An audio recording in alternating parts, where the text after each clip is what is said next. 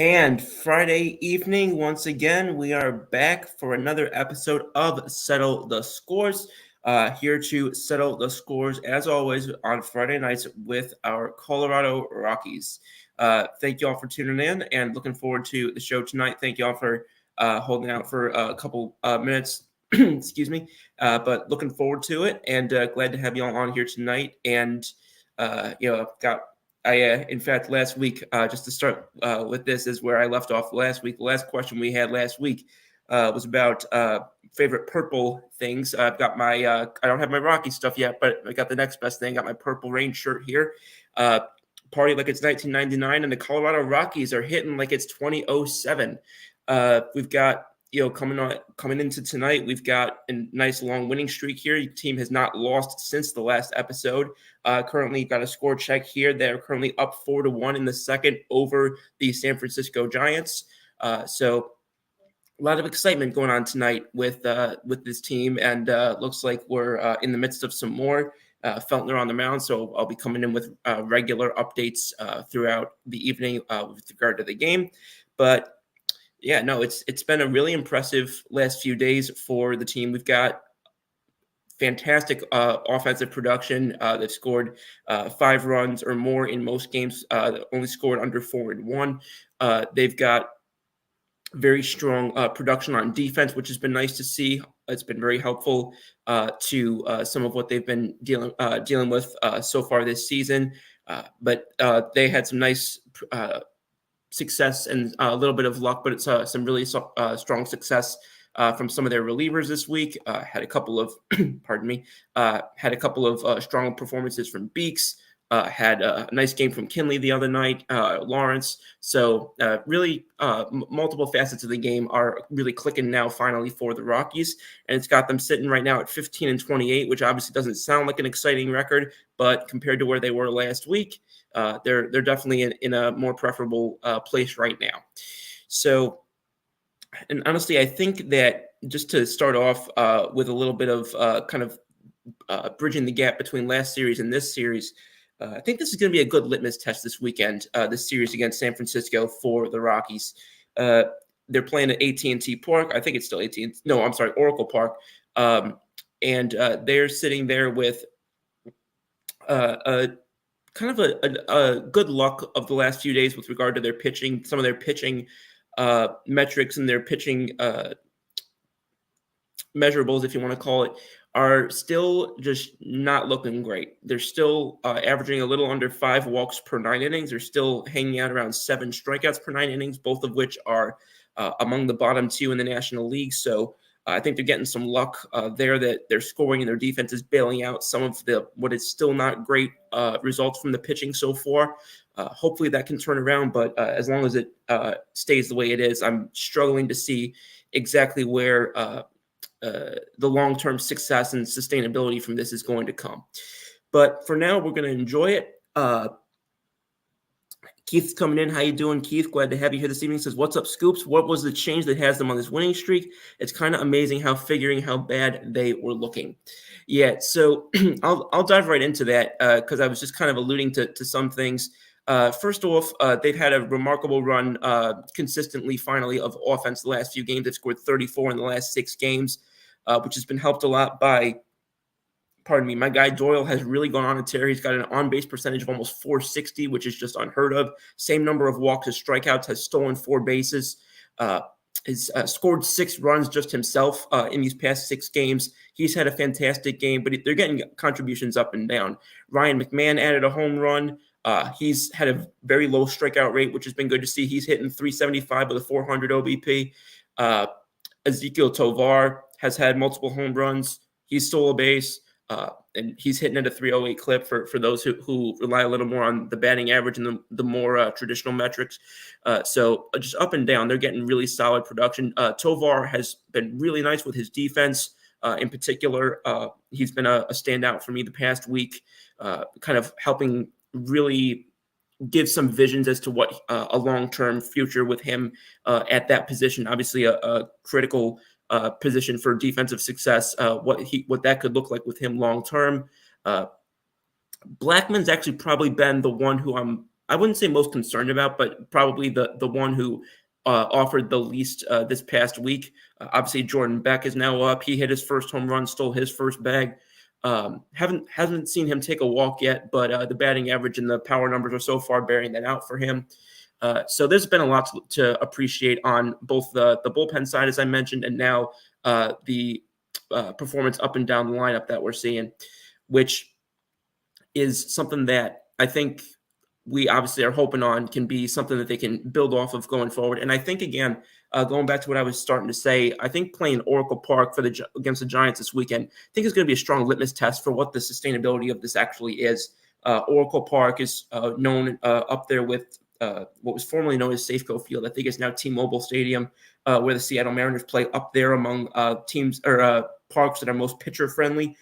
So I think for a team that's relying heavily on offensive production right now to bail out some sort of lackluster pitching, I think that this will be an interesting sort of, if you want to call it, sort of a rain gauge for where they'll be able to go going forward, and if they'll be able to maintain some of that offensive production. So far, it appears they are, but be able to maintain some of that offensive production when they're not at course, and be able to see if they're able to get some of their pitching right as well. Because obviously, as we all know, until you can get some of that going more consistently, you're going to have a fairly limited ceiling as to what you can accomplish. Pardon me. And that's not to say that they've gotten bad results from the pitching this past week necessarily across the board. They've actually had a couple, Gomber has had good numbers off of his back-to-back 2 starts. Cal Quantrill had a nice start, and, Block and Feltner. The only one who didn't have the greatest start, I would say, would be Dakota Hudson, but even he was, not terrible. So it's not necessarily that they're putting up terrible numbers. It's that the peripherals that they are putting up in these past week or so just are not typically the most sustainable things. You're looking at, keeping your walks down, keeping your strikeouts up if possible, and limiting your home runs. They've done the limiting home runs thing, which is usually one of the things that they struggle that you would think they would struggle with at COORs, but they've done that just fine. It's been, like I mentioned, the walk and the strikeout rates that continue to concern me, and I know I've beaten that dead horse pretty much every episode. So that's going to be my question now, is going through this series and then going forward, can some of these guys maintain some of what they've done this past week, or is this just a good luck stretch where everything's kind of clicking at once, or can some of these guys, particularly in their starting rotation, can some of these guys build on this and really start to take a step forward in some cases? Jody says Astros won again, only 4 back in the West. What was that, like 6, 7? Is it 7 in a row, or is it like 7 of the last 8? You guys are turning the corner. No pun intended. Well, pun entirely intended, but that's beside the point. Yeah, it's, again, we've talked about this when I've interacted with you on previous shows, both here and WTS, that I didn't see y'all as particularly, down for the long count. I'm not surprised that y'all are kind of righting the ship a little bit.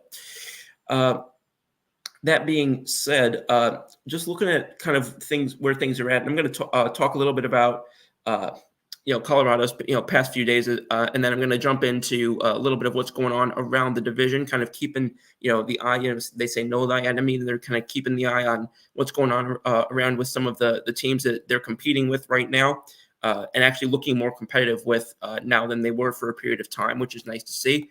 Pardon, but. Yeah, so just taking a little bit of a look at where they're sitting right now. I mentioned that their record was 5-28. So they still have the 3rd worst record in MLB, but they're sitting right now and they're still 12.5 back in the West Division. But you start looking at and we looked at this the other day, you start looking a little bit at some of the wild card standings and some of what's going on. Starts to look like, I wouldn't say more optimistic, but it starts to look less like, the season is, the Grim Reaper for the season has already hit.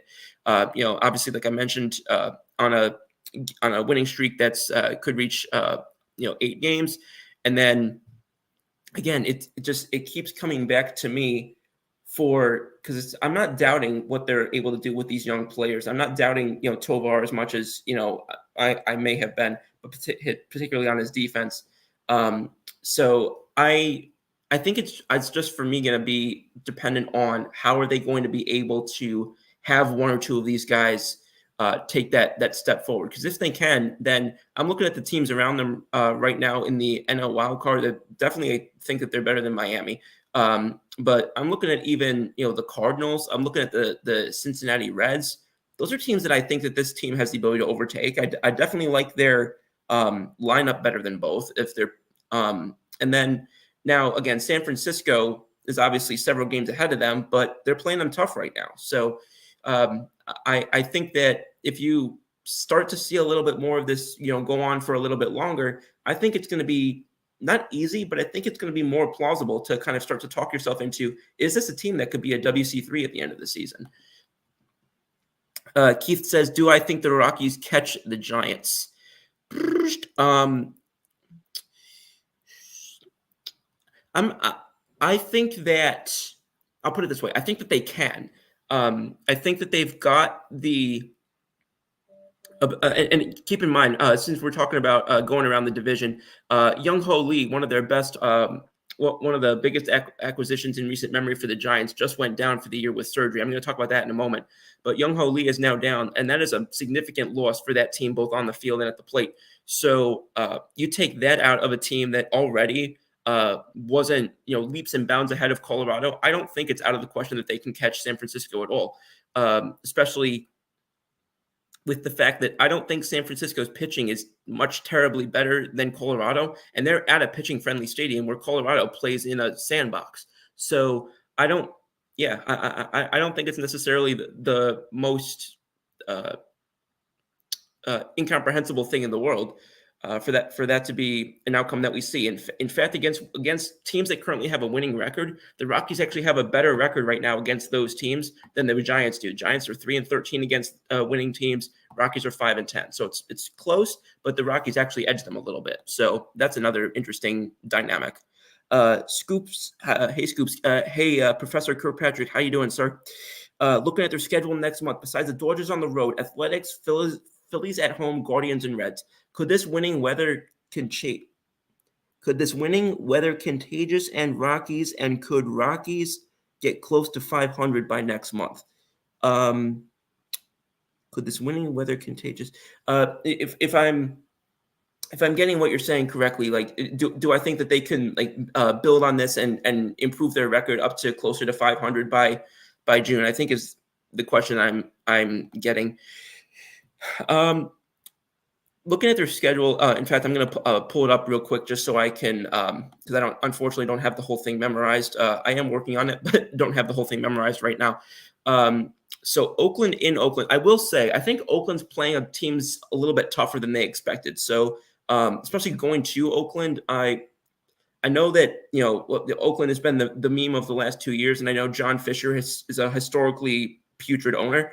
But that being said, in terms of the players and in terms of the 26 guys on the field and the coaching staff, I'm not sure they should be taken as lightly as people are thinking. But that being said, obviously, can definitely see an argument for them to be successful there. Like you said, they go and play the Dodgers in a few weeks, which in Los Angeles. So that I think is going to be a tough series. But you start looking at teams like you said, Cincinnati.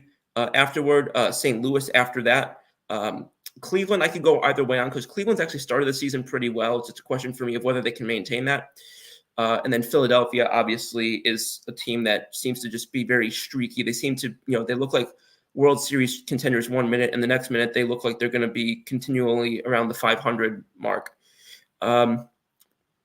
So that being said, looking just if I just like go series by series, I'm not sure that I would say I can see them being around 500 within the next 4 weeks or so. Do I think that they can be a lot closer to that? Decently, perhaps. I think the challenge is going to be they're going to have to win a series that people don't expect them to win. They're going to have to win against LA. They're going to have to win against Cleveland if they're still as good as they were to start the season. They're going to have to steal some wins that people don't expect them to steal. And if they're able to do that, then I think you're talking about something interesting. Hey Scoops, how does Chris Bryant possible return from the IL, affect the Rockies' everyday lineup? Hey Trevor, how you doing, bud? Appreciate you listening, and thank you for helping me on the show today. And regards to your question with Chris Bryant, I think that again. So we're talking about somebody who has kind of had his fair share of injuries. So he might be somebody that I could see not just being at first base, but I could see him spending a little more time at designated hitter. Because I think if somebody's, if you're playing somebody that much at first base, I think that they would be very comfortable going with, I'm going to mispronounce his name, but Aljares Montero there and putting Bryant at DH a little bit more. So that's something that I could see because, I look around their defensive lineup and pretty much they've got someone pretty well baked into most other positions with the exception of maybe right field. You're going to see a little bit of Blackman there, a little bit of Bouchard there, a little bit of even Jake Cave there at times. So I could see him being somebody who gets some DH time and then gets a little bit, perhaps once in a blue moon goes back to right field. But I think it's going to depend on how he comes off of his injury. So, and then that's more on defense. But then in terms of the batting situation, he, pardon me, he's going to, I think, be somebody who's going to probably see a little bit of, I don't know if it's slanted, but I think he might see a little more time against. I think he might see a little bit more time against left-handers and maybe sit a little bit more against righties, just at least in the beginning until they're able to kind of work him up into full speed a little bit because he's just been so injury-prone the last couple years, and it's really kind of knocked him down from, a perennial MVP candidate into Chicago to somebody who we're now kind of like, what are we going to get with him?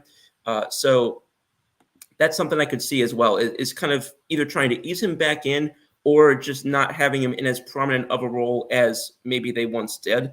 I know that they played him a lot more last year at right field than first base, but it wouldn't surprise me if that kind of reversed itself a little bit more going into the latter portion of this season. And I know last year, I'm looking at his numbers right now, at least for power, he was much more effective actually against lefties than he was against righties. So even though he was on base more again and hit a higher average against right-handers. So a little bit of a split, no pun intended, in his splits right now. But those are some ways that I could see him being incorporated, but not taking as many at-bats away from a guy like a Montero or a guy like Bouchard, who they might be trying to make sure that they get regular reps too. But I am curious to see how they handle him as well, because normally he's the type of guy, or historically, he's the type of guy who you're chomping at the bit to get him back into your lineup.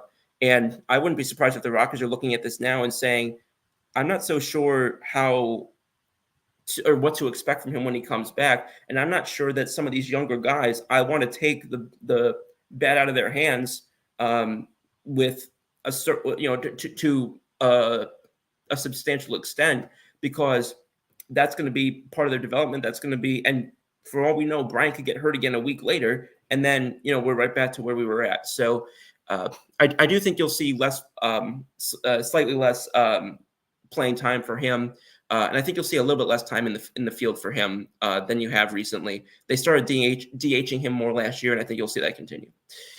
Thank you for the question, Trevor. He said the Rockies are up 4-1 at the bottom of the seventh. I know that was a few moments ago. Score check, bottom of the third inning, it is still 4-1. And Feltner is about to close out the third inning. He's got one strikeout and allowed up one earned run. So I was talking a little bit about what was going on elsewhere in the division. And as I started to talk about, I'm going to talk about Lee again a little bit, but he's not the only move that happened today with regard to the Giants. They put Keaton Wynn on the DL or on the IL. Excuse me, went to a throwback there. And they brought back off the IL. They brought back Jorge Soler. So they're reconfiguring their lineup a little bit, but excuse me, losing a starter there and bringing up Mason Black. So they're doing a little bit of reconfiguring right now, but they're not expecting that Wynn's going to miss much time, at least according to what was out most recently that I've seen. So I think that they're probably going to try and just see if they can do minimal roster reconstruction, minimal roster reconfiguration with these moves, especially because they're already taking such a significant blow with that situation with Lee. Pardon. Elsewhere, we talked. I've talked a little bit about the Dodgers in the past. Just going to jump around a little bit to what else is going on up there. They're having, people expect them to have a solid season. They definitely are. Still think that we can't go and give them the NL Trophy this quickly. But they're currently leading in Cincinnati. They're 12 games over 500. So about what you'd expect with a roster of that caliber. But again, not exactly going what I would consider scorched earth the way that some people were predicting they would. Scoops, I'm getting kind of excited with this win streak. It feels like they caught some magic. Am I setting myself up to be disappointed, or can the magic continue? No, I think that again, for me, the wild card is going to be who among those starters that that we've seen so far, who among those starters can really continue what we've seen this past week. Because I'm looking around at who they've got from a pitching standpoint. Now, I've already talked a little bit about their hitting and their bullpen, but I'm looking at who they've got from a pitching standpoint. I like what Beeks is doing. He's limiting hard contact. I like what guys like Vodnik have been able to do.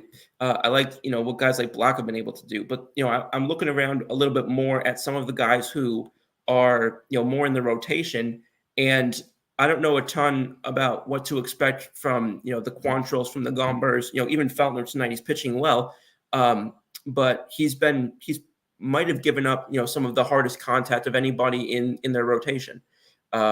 So to me that's where my eyes are right now. And in terms of who I'm looking at that I think is able to be a little bit more relied upon, or at least more you can bet on a little bit more with regard to what they'll be able to bring the rest of the season from a pitching standpoint.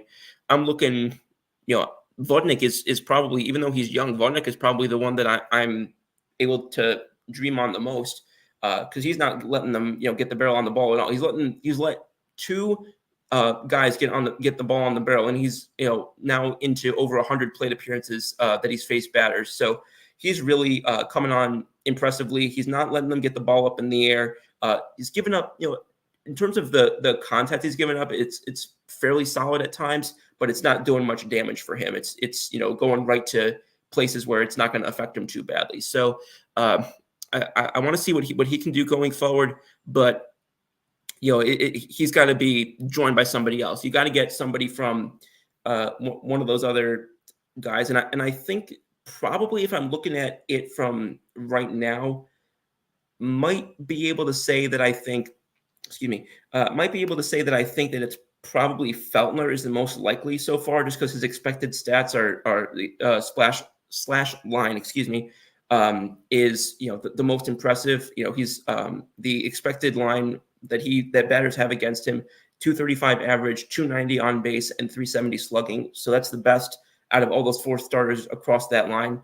So Feltner, I think if you're going right now and you're going to place, if my guy Joey Clams is watching, you're going to go place pizza money or something like that on one of those other four starters, I probably would advise doing so on Feltner.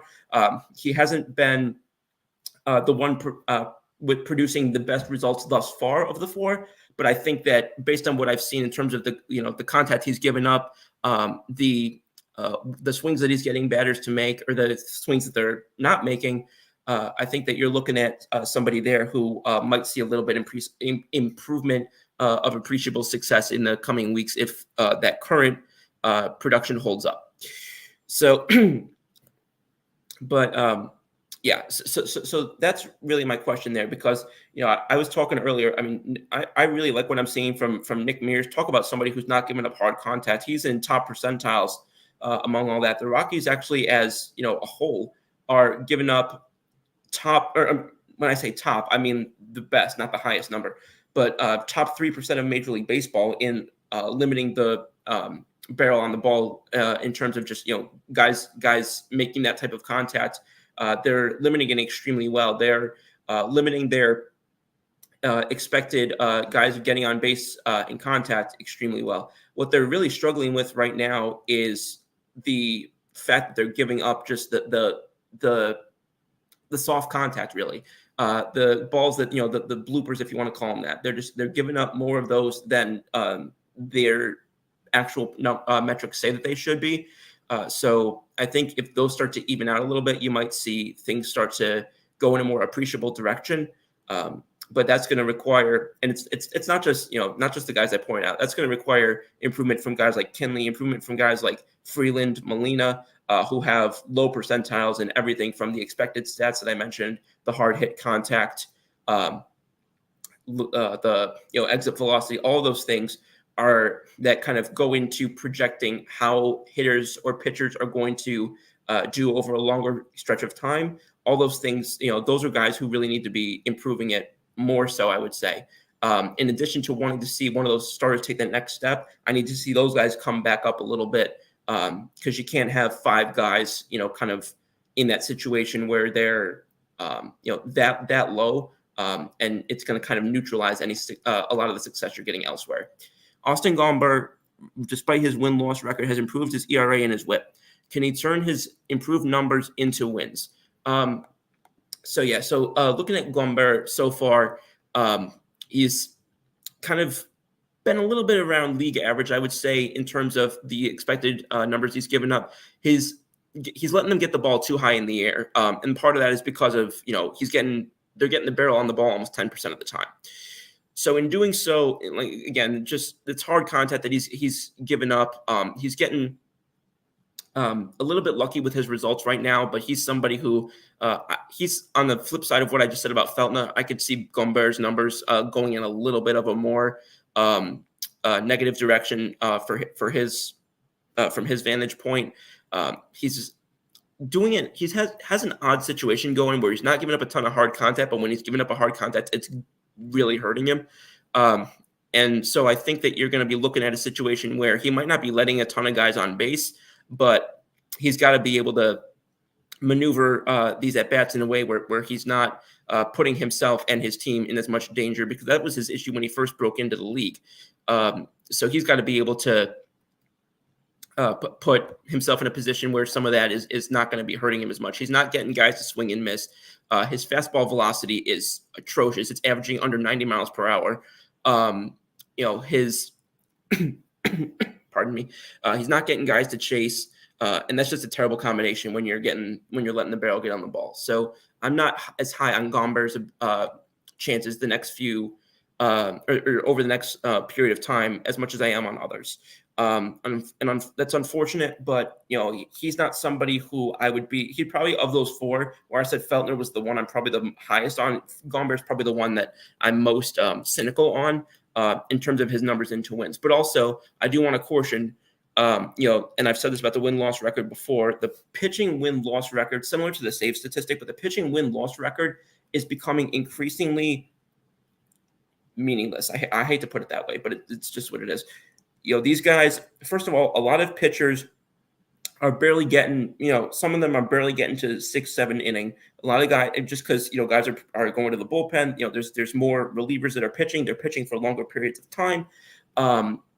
Sometimes, depending on, a lot of it depends on how the guys behind you are doing. You can, we know the Jacob deGrom situation. Now, obviously the Rockies have a better offense than those Mets did, but they're looking at a situation right now where, potentially you're, going out there and you could be potentially pitching potentially well and not get credited for that. Or conversely, which is I think more likely in Gomber's case, he could potentially get credited with some wins by being bailed out by what's been a particularly strong defense and some good bats recently. So I would advise not to pay as much attention to the win-loss record. I know a lot of people who, people who kind of, have maybe watched baseball longer than I have, might, kind of still put a lot of stock into it because, it's good. It's, respectable to see the 20-win season.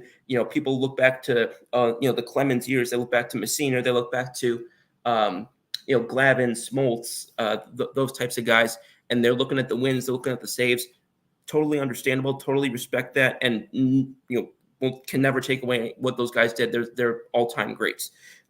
Just in terms of where things are at right now, I would be reluctant to put too much stock into that, for better or worse, not just with him, but with pretty much any pitcher. I hope Ty Blach can continue to develop well. He seems like a good prospect with better potential for his future. I happen to like Ty Blach a good amount. I agree with a lot of what you're saying about him, and I thought there was a score update for the game, but it isn't. So no, I think that he's come on, like you said, particularly strongly. He's not given up a lot of power. He's next to I talked about Vladnik's ability to keep the ball away from the barrel of the bat. Black's doing it almost as well. He's given up a little more. Again, he's fallen a little more victim to some of that just contact that's just it's better for that's better for batting average than it is for power.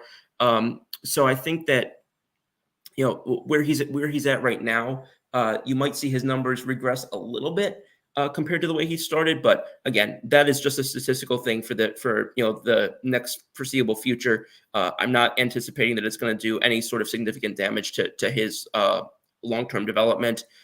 He's not walking guys at all. He's not giving up much hard contact. And again, like I said in the beginning, the things that you really look at peripheral wise for pitching in terms of what they can control: walks, strikeouts, homers. He's not striking a lot of guys out, but as rest in peace Meatloaf, as Meatloaf said, 2 out of 3 ain't bad. So he says that sounds weird for a 33-year-old.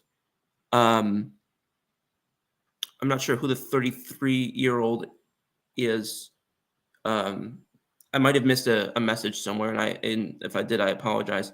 But yeah, no, I definitely like you said about Black. My apologies. You're talking about Ty Blach being 33 years old. Yeah, I mean, he kind of maybe he's the Geno Smith of MLB, right? You've got guys who are coming in a little bit later into their careers, a little bit more advanced in age, but as we've seen with plenty of guys, it's never too late to cut your teeth in the majors and to have some success, or professional sports in other realms, as in any standpoint. So if he's able to come up and he's able to have that success, then I think that it'll be exciting to see what he's able to turn into a career with the Rockies, even if it's a little bit more brief than some other guys. McMahon gives it from Kenny. McMahon 313 average, Diaz 299, Doyle 283, Toba 277. If Rogers, Bryant, especially Nolan Jones, can contribute with Blackman, why not shoot for the 500 record with that offense and then maybe more? I mean, if you're not shooting to win as many games as you can, then what are you getting out of bed for? In my opinion, I mean, even if I'm a rebuilding team that's trading some of my rentals for prospects, I'm still not out here trying to lose or not caring about winning. I still think that in terms of a culture and in terms of a locker room and a clubhouse and just fundamentally putting a core together, I think that even if you're in the throes of a rebuild, even if you're in the throes of a fire sale, whatever you want to say, I think you're always trying to win. That's just my mentality. I grew up in the Steinbrenner area, and I don't even know if they made up that word correctly, but I grew up in that era. So, just kind of not having the mentality of trying to win just does not compute in my brain. It gives you like that blue screen, like your computer does when you've lost your hard drive forever. That's kind of what happens when I think about not trying to win in sports.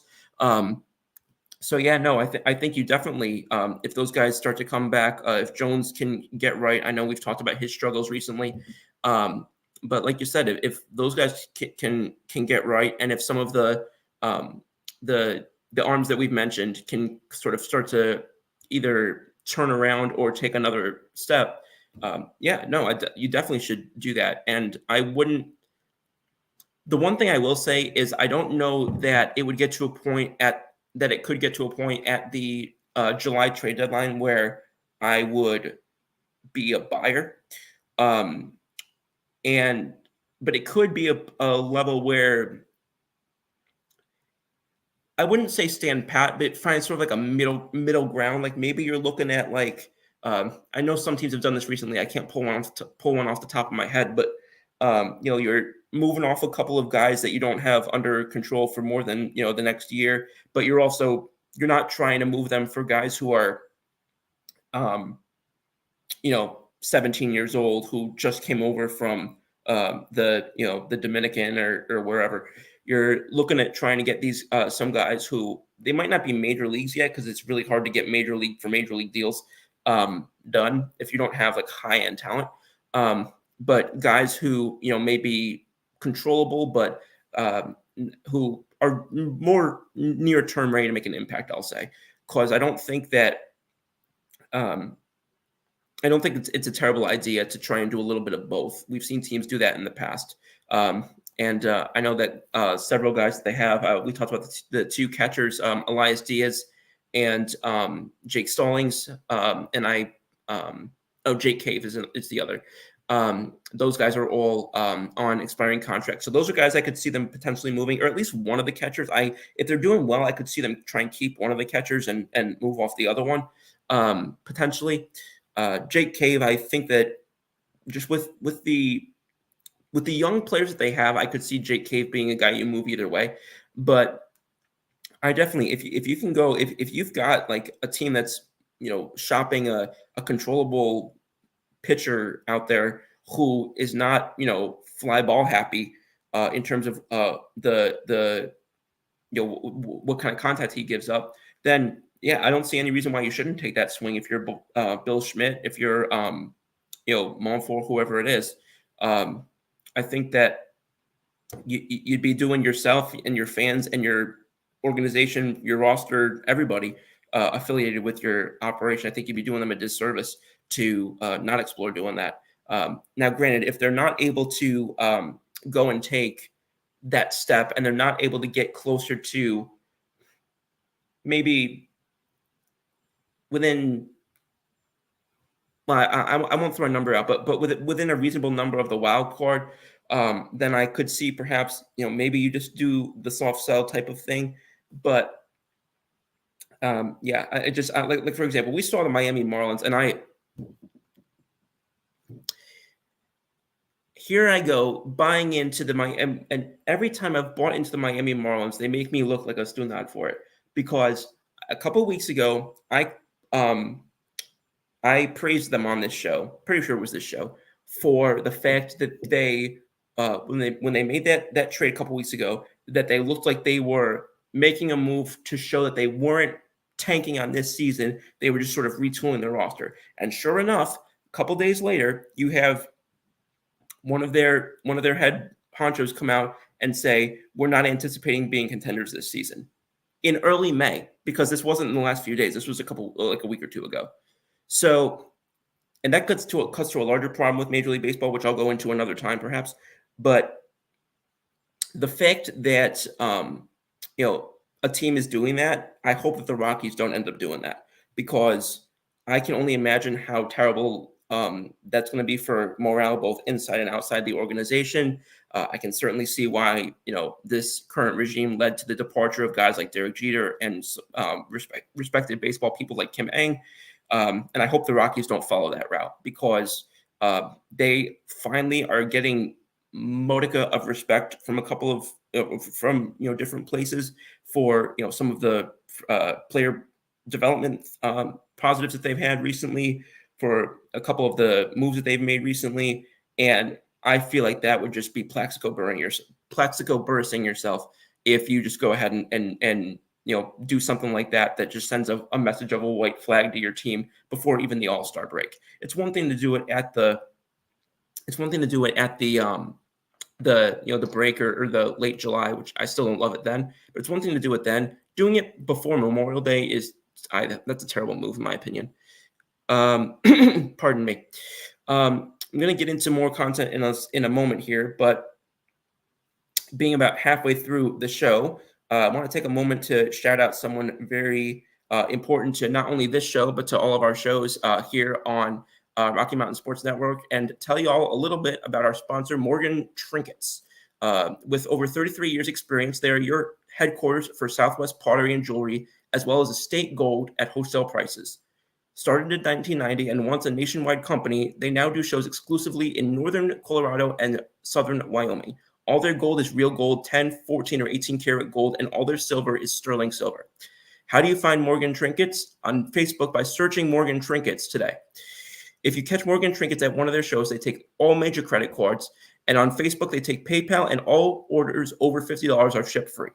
Check out Morgan Trinkets. That's Morgan Trinkets on Facebook today. Thank you to Ms. Pro and everybody who is instrumental to helping all the shows at this network. And, I know all of us are extremely grateful for all of that, and for the continued engagement with the shows as well. Pardon me.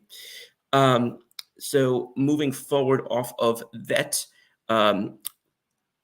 there was a message here I saw about Tony Romo. I'm sorry, Drew Romo. Excuse me, wrong guy. But the catching prospect who is likely to be coming up soon. So that's another thing that could be related to the future of guys like Stallings and Diaz, who are both, I believe one's 33, I believe one's 34. But his development and where he's at later this season could help dictate what happens with one or both of those guys. He's at AAA right now. He's actually slugging the heck out of the ball. He's got a slugging average of almost 600, batting over 360. Not taking a ton of walks. He didn't do so at AAA last year either. Actually, he didn't take a single walk at AAA last year. But he was only there for 4 games in fairness. But again, not taking a ton of walks at all, but also not striking out a ton. He's got 4 homers this year, stolen a couple bags. So from an offensive standpoint, he's been very impressive, and he's been graded as anywhere between a plus glove and a plus arm with at about an average fielding floor, which again, average fielding floor for a catcher, I'm totally fine with.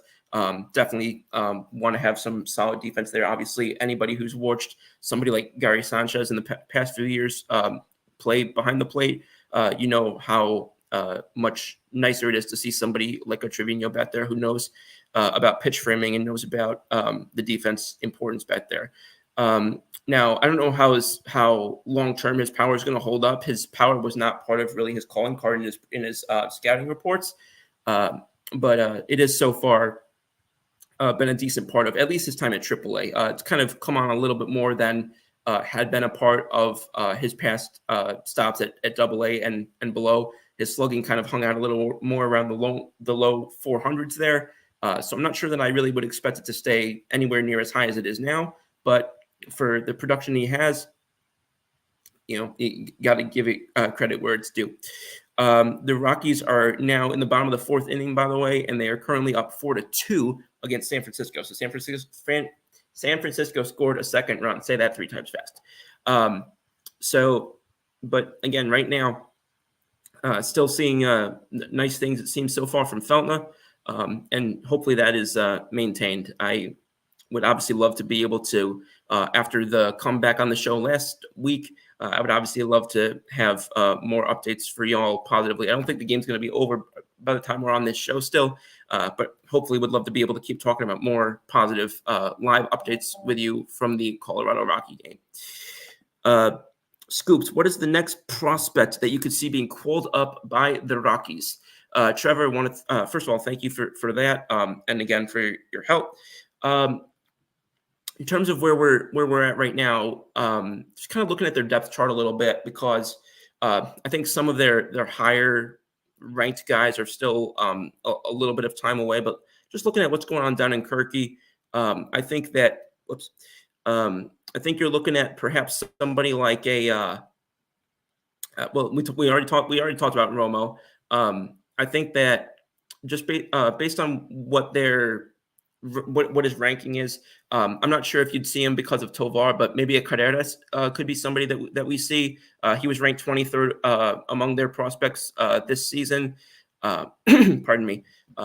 Looking, just kind of depends on what their needs are, I think, because again, he's probably the one that I think, just based on his production, I think is in a strong position for that. But again, as long as they have Tovar at shortstop, I think barring injury, maybe that's a little bit less likely. Pardon again. I would be curious to see what happens with a guy like I'm looking at guys like Jones, who just came over from Tampa. He's a little bit older, so I don't know if he would really be your best version of that. But yeah, probably would say the name that I said earlier, which would be Carreras. Maybe you're looking at perhaps a Criswell. I don't know. It depends on how his production would go. But he would probably be someone who I would think would be coming up for depth. Not necessarily somebody who's really blowing the doors off so far at AAA this season. He's about 23 innings pitched, according to the information that I've got here. And then let's see if there's any other names. Not really seeing anybody else who really jumps off the page at me as somebody who is possible. The only other name I could think of from maybe a pitching standpoint, but again, a little bit older than your average prospect, but perhaps the right-hander Darnell is somebody I could see. He's going to be 27 soon, but just in terms of production from last year, he didn't walk a ton of guys. He did give up more home runs than I'd like to see, but again, sometimes guys just get called up for depth. Those are guys that I could think of. Question about Jordan Beck. Pardon. Yeah, I mentioned how he got his first home run out the way about a week or so ago, or in the past week, I should say. He just turned 23, so we've got plenty of time for him to crack on a little bit more. He's not really picked up the most in his way of production in terms of hardcore results so far, other than that home run. He did steal his first base. He's striking out too much, and he hasn't really started getting the walks going yet, which were a major part of his minor league experience, was getting that OBP up at most levels, multiple levels, had it at over 400, and it's currently sitting at 235. So yeah, I think that you might just see a little bit of roughness right now. Nothing that I'm seeing from him in terms of his struggles really has me overly concerned about what he'll ultimately be. He's hitting the ball into the ground a little bit too much. He's not getting the ball up there as much as he typically does. Pardon. And he's also kind of not. It doesn't seem like he's just super comfortable yet at the plate compared to where he's been before. So I think once you start to see some of that, I think once he starts to get adjusted to the major league fastball, which has been an issue for him, it's had a little. You can insert your reference here, but he's had a little trouble with the curve so far. So once I start to see some of those things start to be adjustments, which are adjustments that a lot of major leaguers first-time major leaguers have to make. I think once you start to see some of that, I think he'll be good. And I'm looking forward to watching him take those steps, because I think you can really dream on what he can be long-term for the organization, not just at the plate, but also in the various positions that he can play as well. Because he's already spent a little bit of time most of his time at left field, but he's also jumped in a little bit, spending time at right and center as well. So it's clearly somebody that they think that can make a difference at different positions, even though so far at the major league level, they've kind of limited him to left field so far. Keith says, love your analytical take on everything. Baseball Scoops, great stuff. Keith, I can't thank you enough. That really means a lot to me.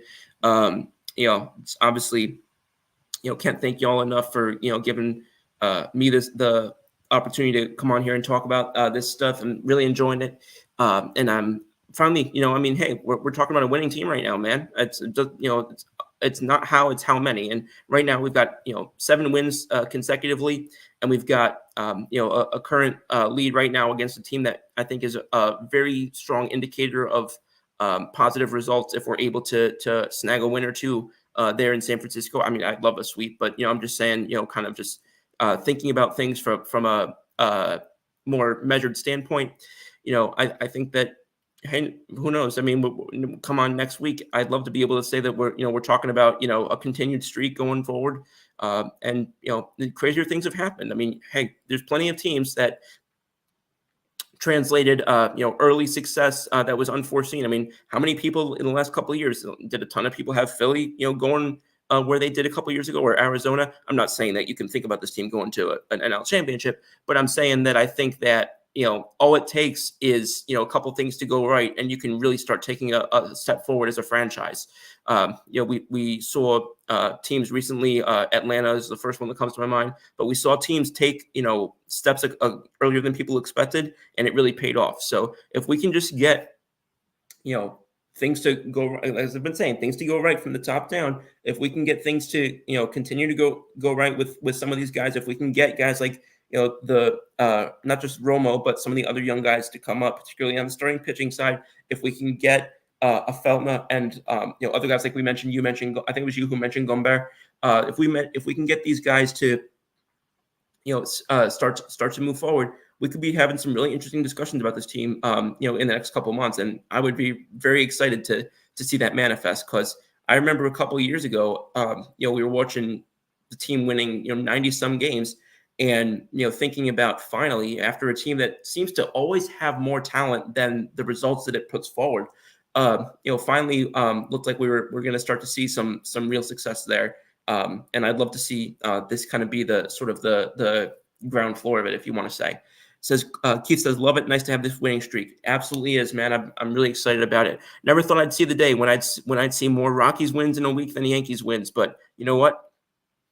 I'm excited about it. I came onto the show fired up about it. Apparently, I also came on the show unable to speak. But no, I'm looking forward to seeing what they do. I'm gonna see what's going on there in a little bit.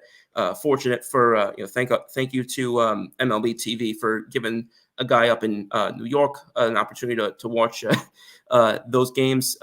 Surprising to those people who are watching. No, I am not in Colorado, in case the way that I talk doesn't give that away.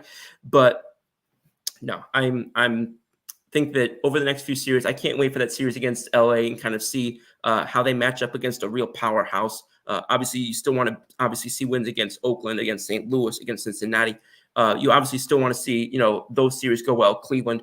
But if you can go into that series in LA against a team that pretty much everybody was given the trophy to back when they first signed Yamamoto and Ohtani.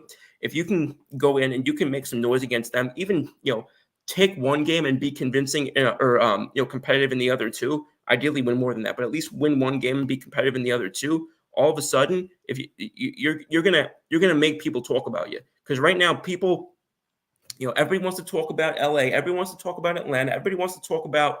Pardon me. People were talking about Milwaukee for a little bit. It kind of just jumping around at teams, but you start beating teams like LA in their turf. You start beating these other teams like Philly, either at home or in their turf. You're going to make people talk, and you're going to make Colorado be people keeping a little bit of an eye on them and finally respecting them a little bit more than they have recently. And that's going to be exciting to see and exciting to cover on this show.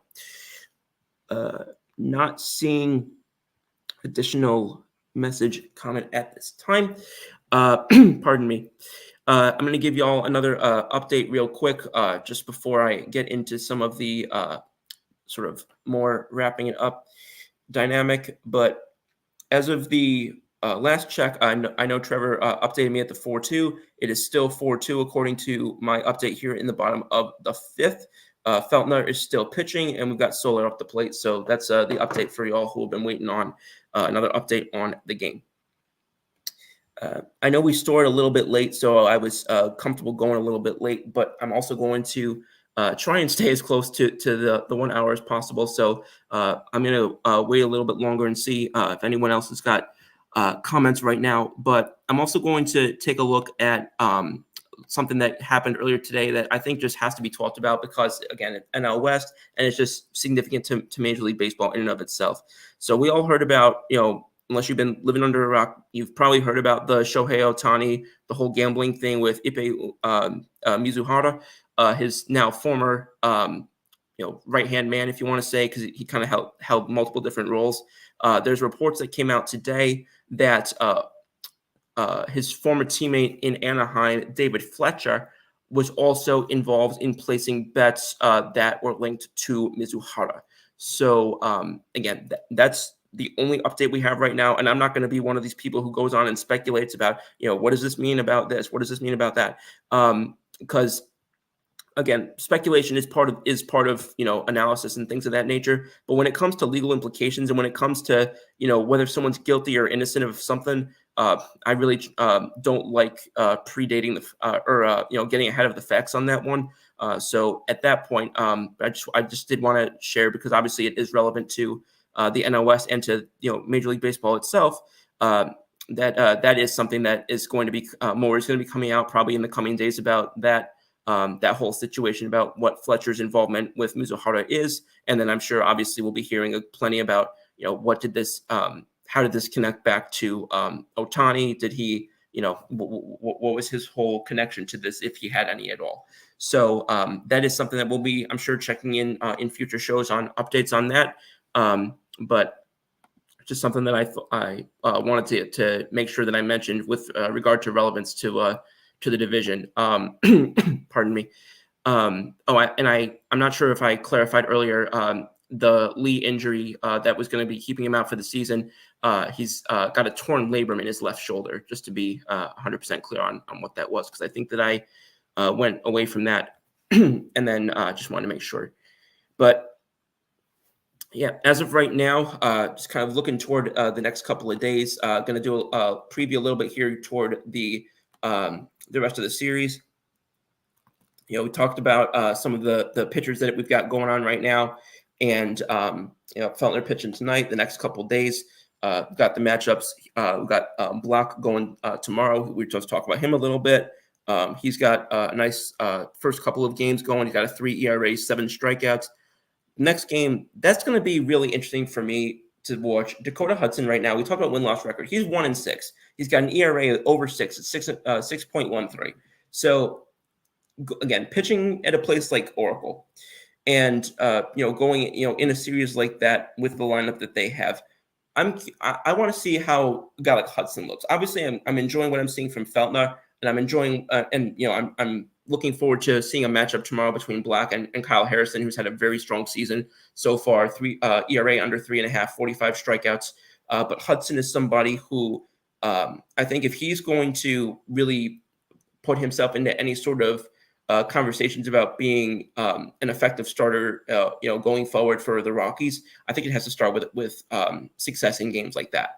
Going up against Hicks, who's got an ERA under 2.5, almost 40 strikeouts. That's somebody that you really want to see them win that game. And then they've got a day off before they go into the current Oakland Athletics, soon to be Sacramento Athletics, then to be Las Vegas Athletics. Who knows what they're going to be 10 years from now. Little tidbit for those who didn't see it, but there was a controversy a couple days ago with Oakland that more or less they put the wrong logo into one of their promotional things. They used the Atlanta logo accidentally instead of the Oakland one. Scott Braun and somebody else were calling them out for that, and then because of that attention, they ended up making it impossible for people to actively comment on their social media posts. So, relatively small thing in the scheme of things, but it's just another, just sort of, I wouldn't even call it tinder to the dumpster fire, because to me that's an insult to dumpsters and fires at this point. But it's just another example of just the absolute disaster hole of an organization that's become under Fisher and company. So, I'm as much as I'm hopeful, or as much as I'm respectful, I should say, of the fact that the Athletics seem to be playing teams tougher than we expected them to.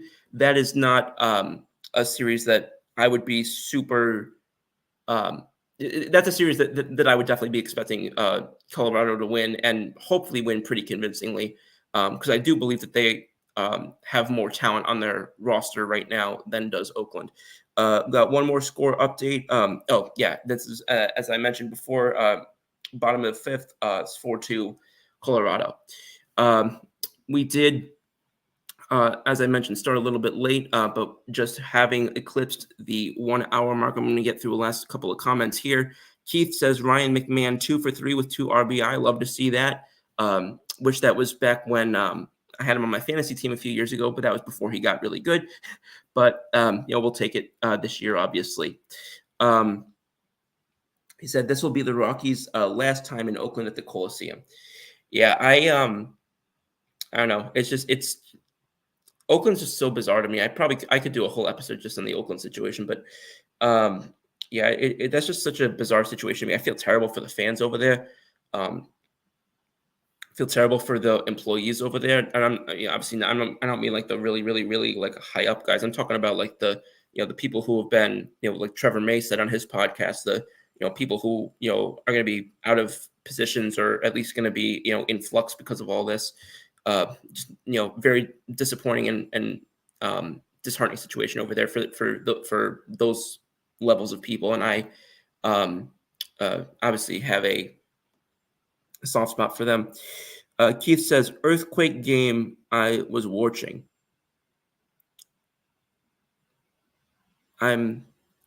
Keith, I'm sorry. Do you mind clarifying that a little bit? I might be missing something. But yeah, no. This kind of the numbers at the Coliseum, like the Coliseum is a stadium that I know has gotten a lot of people. There's kind of obviously it's not been particularly well. Hasn't kept up particularly well in recent years, but still is a stadium that is obviously well known, is well talked about. So I think that there's some surprise for me that the last season that it's going to be used for baseball, the attendance is so poor. I mean, I know the attendance being poor is part of why this is all happening, but just can't imagine for me that just can't imagine for me, like if I knew that my team or my city was losing a team, which we I wouldn't say we almost did, but there were discussions about potential relocation of our minor league team a few years ago. I am kind of surprised that there's not higher turnout, as kind of like what we saw with Cleveland when they relocated to Baltimore in the NFL in the 96, I want to say. Keith said, "Oh, I'm sorry, the 1918 World Series. I'm sorry. For some reason, I was thinking about an earthquake in like recently. I know that there were a couple of earthquakes recently in the tri-state area, but I didn't quite know like what you were referencing there. Okay, that makes sense. Yeah, I would have loved to see that World Series, but also some of the other World Series in the 80s. Obviously, I would have loved to see the 85 with Kansas City, 86 with the Mets, Buckner over the Red Sox. But yeah, I'm very. Oh, we got another score update. Oh, okay. It is now 5-4 for the Giants in the bottom of the 5th inning.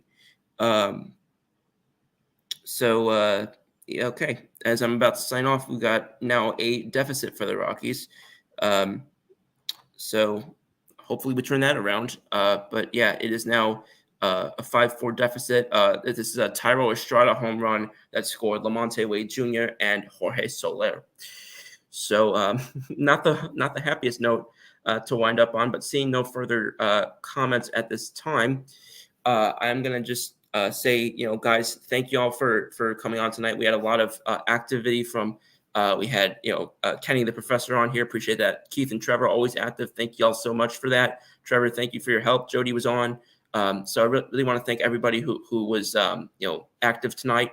And I'm looking forward to seeing how this continues. Hopefully the winning streak continues tonight after that home run. But hopefully we've got, many more things to look forward to and exciting things to talk about in episodes coming forward as we just started from the from these past several days. And again, thank you all to those who hung around a little bit. I know we got a little bit of a delayed start, and as such, we stayed on a little bit longer. But I want to thank you all for staying around. And just one update I want to make beforehand. I'm going to be having an update come out soon about well, I'm going to be putting it on our socials going forward. The timing of what's sort of Settle the Scores is going to be changing going forward to next week. Next week, starting next week's episode is going to be on Thursday evenings, and we're shifting that back. We're going to have it at 9 p.m. Eastern, 7 p.m. Mountain. It's going to be a little bit earlier. It's going to be on Thursdays. It's going to be at the same time that I have What's the Scoop on Sunday nights, which I'm going to say something about that in a second, but just want to get that out there. I was going to put that up on you can see that on our channels soon, but that is going to be a change that's going to be happening going forward. So hopefully for people, that's going to be an opportunity for them to see more of the Rockies content that hopefully that they've been enjoying so far. Keith said, thank you so much. And thank you, Keith. Obviously, like I mentioned, Trevor and everybody who's been here. Last thing I want to say, Sunday night, Settle the Scores. We've got 9 p.m. Eastern, 7 p.m. Mountain as always. However, we're going to have the Rocky Mountain Sports Network's own as a guest, Mr. Albert Dutchy Knoppers is going to be on that show. He won, as y'all might remember, during the NFL draft coverage. He won a sort of giveaway during that whole event that we had for a few days. And one of the things that we put out and he was able to get involved in, we're going to have him on an episode of What's the Scoop. So looking forward to having you, Mr. Dutchy. Always enjoy watching you with the Four Horsemen, I think is the name, on DBR. And I'm looking forward to talking football with you on Sunday. So I encourage you all to tune in for that episode. And obviously, as I always say, tune in again next Thursday this time. So new Scoop time, same Scoop channel, new Scoop day as well. But to Settle the Scores, once again, Thursday, 9 p.m. Eastern, 7 p.m. Mountain, going forward, Settle the Scores with our now winning Colorado Rockies. Good night, y'all.